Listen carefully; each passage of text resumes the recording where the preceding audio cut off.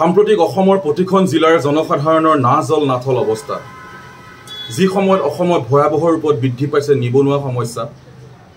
ইয়াৰ লগতে এই আৰ্থিক সংকটৰ সময়ত চৰকাৰে চৰকাৰী কৰ্মচাৰীক দৰমহা দিব নোৱাৰি নিজৰ কৰ্মসংস্থানৰ পৰা ছাটাই কৰা আৰম্ভ কৰিছে। সেই সময়তে অসম চৰকাৰৰ বিধানসভাৰ অধ্যক্ষ বিশ্বজিৎ দৈমাৰী ডাঙৰীয়াই আজি পুৱাৰ ভাগত বিধায়ক আৰু মন্ত্ৰীসকলৰ দৰমহা 50% বৃদ্ধি কৰাৰ এক 3জনীয়া বিশেষ কমিটি গঠন কৰিছে। আমি জানিব বিচাৰিছোঁ যে নিজকে চকীদাৰ বুলি কৈ ফুৰা জনতাৰ সেৱকসকলে নিজৰ দৰমহা নিজেই বৃদ্ধি কৰি এই জনবিৰোধী সিদ্ধান্তক আমি সকলোৱে প্ৰতিবাদ কৰা উচিত নহয়নে?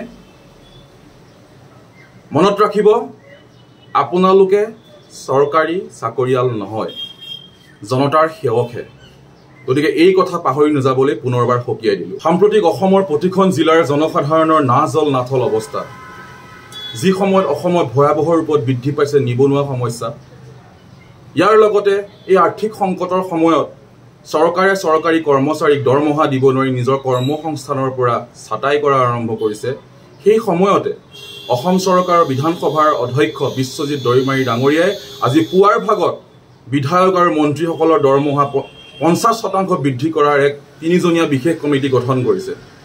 আমি জানিব বিচাৰিছোঁ যে নিজকে চকীদাৰ বুলি কৈ ফুৰা জনতাৰ সেৱকসকলে নিজৰ দৰমহা নিজেই বৃদ্ধি কৰি এই জনবিৰোধী সিদ্ধান্তক আমি সকলোৱে প্ৰতিবাদ কৰা উচিত নহয়নে? মনত ৰাখিব, আপোনালোকে চৰকাৰী চাকৰিয়াল নহয়, জনতাৰ সেৱকহে। গতিকে এই কথা পাহৰি নাযাবলৈ পুনৰবাৰ সকীয়াই দিলোঁ।